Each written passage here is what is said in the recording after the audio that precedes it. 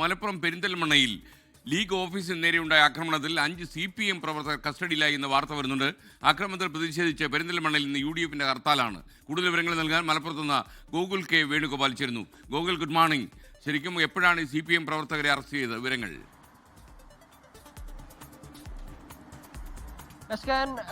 ഇന്ന് പുലർച്ചയോട് കൂടിയിട്ടാണ് ഈ CPM പ്രവർത്തകരെ അറസ്റ്റ് ചെയ്തിട്ടുണ്ടായത്. നമ്മളിപ്പോൾ പെരിന്തൽമണ്ണയിലാണ് ഉള്ളത്. പെരിന്തൽമണ്ണയിൽ മുസ്ലിം ലീഗിന്റെ നിയോജക മണ്ഡലം കമ്മിറ്റി ഓഫീസാണ് നമ്മൾ ഈ കാണുന്നത്. ഈ ഓഫീസിന് നേരെയായിരുന്നു ഇന്നലെ രാത്രി 10 മണിയോട് കൂടിയിട്ട് അക്രമം ഉണ്ടായത്. ഓഫീസിന്റെ പേരെഴുതിയ കാര്യങ്ങളും അതിന്റെ മുകളിലുള്ള ചില്ലുകളൊക്കെ തകർന്നതായി നമുക്ക് ദൃശ്യങ്ങളിൽ കാണാൻ സാധിക്കും.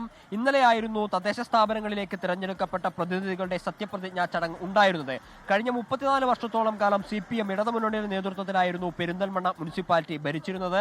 അത് ഇത്തവണ UDF പിടിച്ചടക്കുകയും ചെയ്തു. 37 അംഗ നിയോജക മണ്ഡലത്തിൽ ഇപ്പോൾ 21 പേർ UDF ആണ്, 16 പേര് മാത്രമാണ് LDF-ന് വിജയിപ്പിക്കാൻ സാധിച്ചത്. സത്യപ്രതിജ്ഞാ ചടങ്ങിന് ശേഷം ഇന്നലെ രാത്രിയോടുകൂടി പെരിന്തൽമണ്ണ നഗരത്തിൽ ആയിരക്കണക്കിന് പ്രവർത്തകരെ പങ്കെടുപ്പിച്ചുകൊണ്ട് UDF-ന്റെ ഒരു ആഹ്ലാദ പ്രകടനം ഉണ്ടായിരുന്നു. ആ ആഹ്ലാദ പ്രകടനത്തിനിടയ്ക്ക് നമ്മൾ ഇപ്പോൾ നിൽക്കുന്ന മുസ്ലിം ലീഗ് നിയോജക മണ്ഡലം കമ്മിറ്റി ഓഫീസിന്റെ അല്പ ദൂരത്തുള്ള CPM-ന്റെ ഏരിയ കമ്മിറ്റി ഓഫീസിന് നേരെ അക്രമം ഉണ്ടായി എന്ന് ആരോപിച്ചുകൊണ്ട് CPM പ്രവർത്തകർ ഇവിടെ പ്രതിഷേധ പ്രകടനം നടത്തിയിരുന്നു. അതിനിടയിലാണ് ഈ മുസ്ലിം ലീഗിന്റെ നിയോജക മണ്ഡലം കമ്മിറ്റി ഓഫീസിന് നേരെ അക്രമം ഉണ്ടായത്.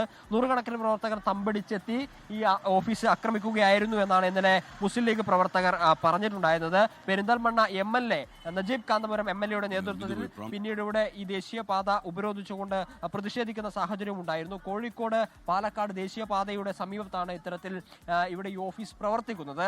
ഈ കടകൾ മുഴുവൻ അടച്ച് ഈ ഹർത്താലിനോട് സഹകരിക്കണമെന്നായിരുന്നു ഇന്നലെ മുസ്ലിം ലീഗ് ആഹ്വാനം ചെയ്തിട്ടുള്ളതെങ്കിൽ കൂടിയും സ്വകാര്യ വാഹനങ്ങളും മറ്റും ഇപ്പോൾ ഇവിടെ സർവീസ് ചെയ്യാൻ നമുക്ക് കാണാൻ സാധിക്കും. കടകളൊക്കെ പൂർണ്ണമായും അടഞ്ഞു കിടക്കുകയാണ്. മറ്റ് അവശ്യ സർവീസുകളൊക്കെ ഒഴിവാക്കുമെന്ന് ഇന്നലെ UDF-ന്റെ നേതൃത്വം പറഞ്ഞിട്ടുണ്ടായിരുന്നു. ഇപ്പോൾ എന്തായാലും 5 പേരെ അറസ്റ്റ് ചെയ്തിട്ടുണ്ട്. ബാക്കിയുള്ള മുഴുവൻ പ്രവർത്തകരെയും അറസ്റ്റ് ചെയ്യണമെന്നാണ് മുസ്ലിം ലീഗിന്റെ ആവശ്യം. അല്പസമയത്തിനകം തന്നെ നേതൃത്വം ഉൾപ്പെടെയുള്ള ആളുകൾ, ലീഗിന്റെ നേതൃത്വം ഉൾപ്പെടെയുള്ള ആളുകൾ ഇങ്ങോട്ടേക്ക് എത്തുമെന്നാണ് അറിയിച്ചിട്ടുള്ളത്. നിലവിൽ കടകൾ അടഞ്ഞു കിടക്കുന്നു. പോലീസ് ഉൾപ്പെടെയുള്ള കാവലുകളും നമുക്കിവിടെ കാണാൻ സാധിക്കും. ലോകത്തെവിടെയായാലും ഏത് സമയത്തും 24 വാർത്തകളും ഓഗ്മെന്റഡ് റിയാലിറ്റി പാക്കേജുകളും എക്സ്പ്ലെയിനറുകളും വിശദമായി കാണാൻ ഞങ്ങളുടെ YouTube ചാനൽ നിങ്ങൾക്ക് സബ്സ്ക്രൈബ് ചെയ്യാം.